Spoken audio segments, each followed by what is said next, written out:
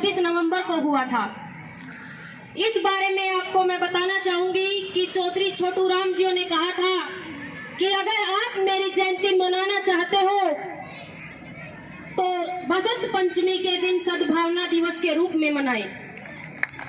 1942 में देश में सांप्रदायिक दंगे शुरू हो चुके थे और इन दंगों को बंद करने के लिए, इन दंगों को रोकने के लिए सर सिकंदर हयात खां की बेगम शाहनवाज ने सद्भावना दिवस को बसंत पंचमी के दिन सद्भावना दिवस मनाने का फैसला किया। सर सिकंदर हयात खां जो पंजाब के प्रधानमंत्री थे, मिस्र के मोर्चे पर सैनिकों का हौसला बढ़ाने के लिए गए हुए थे। वहां पर सर छोटू राम जी को मुख्य अतिथि के रूप में बुलाया गया।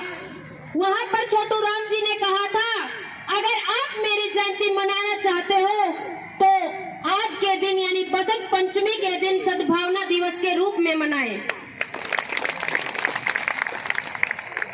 आज छोटू राम जी की जयंती पर मैं आपको कुछ बताना चाहती हूँ। चौधरी छोटू राम, उन्होंने वकालत रोहतक से शुरू ला करने के बाद रोहतक से वकालत शुरू की, लेकिन जब वो वकालत शुरू करने के बाद उनके मन में आया कि मैं कुछ ही लोगों को न्याय दिला पाऊंगा, ऐसे मैं पूरे किसान का मेरा वर्ग को न्याय नहीं दिला पाऊंगा। तब उन्होंने सोची क्यों न राजनीति में प्रवेश किया जाए। 1916 में चौधरी छोटू राम जी रोहतक से कांग्रेस के अध्यक्ष बने। 1919 में हुए अमृतसर के जलियांवाला बाग के हत्याकांड ने पूरी दुनिया को झकझोर दिया। ऐसे में गांधी जी ने फैसला किया कि सरकार से, अंग्रेज सरकार से क्यों न असहयोग किया जाए और आंदोलन शुरू किया जाए। जब छोटू राम जी वहां पहुंचे 1920 में कलकत्ता में कांग्रेस का अधिवेशन बुलाया गया और पंजाब की तरफ से छोटू राम जी वहां पहुंचे। उन्होंने सुना कि गांधी जी ने कहा कि जितना भी किसान वर्ग है वो माल गुजारी कर, यानी नॉर्मल भाषा में, हरियाणवी भाषा में कमा तो आड़ा देना बंद कर दो। तो सारे जितने भी उड़े बैठे हैं सबने नु बेरा है कि उस टाइम एक कानून होया करता जे आप आड़ा नहीं भरे कर देनी, अपनी जमीन कुड़को जे कर दी।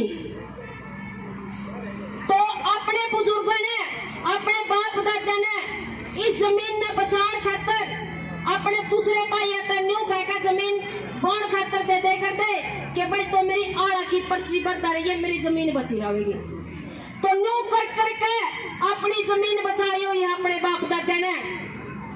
तो चौधरी छोटू राम ने गांधी जी से कहा कि आप सिर्फ किसान वर्ग को ही ऐसा क्यों बोल रहे कि आप माल गुजारी कर देना बंद करें। आप इन बड़े बड़े व्यापारियों से, बड़ी बड़ी फैक्ट्रियों के मालिकों से क्यों नहीं कहते कि आप सरकार से किसी प्रकार का सहयोग नहीं करेंगे। तो गांधी जी ने इस बारे में बोला कि मैं इनको कुछ नहीं कह सकता। तब छोटू राम जी ने कहा, आप ऐसा नहीं कर सकते तो आप हमें एक आश्वासन दें कि अगर किसान माल गुजारी कर देना बंद कर देता है और उसकी जमीन कुड़क हो जाती है तो कोई भी व्यापारी वर्ग उसको खरीदेगा नहीं। तो इस बात पर भी गांधी जी ने असहमति जताई कि मैं ये आश्वासन भी आपको नहीं दे पाऊंगा। तो चौधरी छोटू राम जी ने कहा कि मुकदमे भुगते किसान, जमीन किसान की कुड़क हो तो ऐसा मैं नहीं देख सकता। ऐसा कहकर वो सभा को छोड़कर चले गए। कांग्रेस पार्टी छोड़ दी और पंजाब वापस लौट आई। आने के बाद उन्होंने सोचा कि ये मौका था, ये ऑप्शन था राजनीति का, मुश्किल से शुरू हुआ था, ये मौका भी अब हाथ से जाता रहा। जो किसान का मेरा वर्ग मेरे से आस लगाए बैठा है उनका भला मैं कैसे कर पाऊंगा।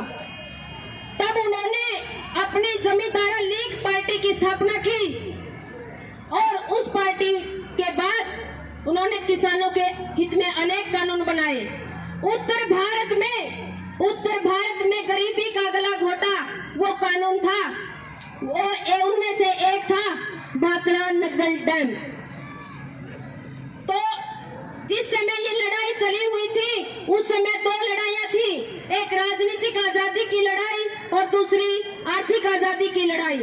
छोटू राम जी ने निर्णय किया कि राजनीतिक आजादी से पहले हमें आर्थिक लड़ाई लड़नी है, आर्थिक आजादी की लड़ाई लड़नी है, क्योंकि हमारा जो किसान कमेरा वर्ग था वो साहूकारों के चंगुल में फंसा हुआ था।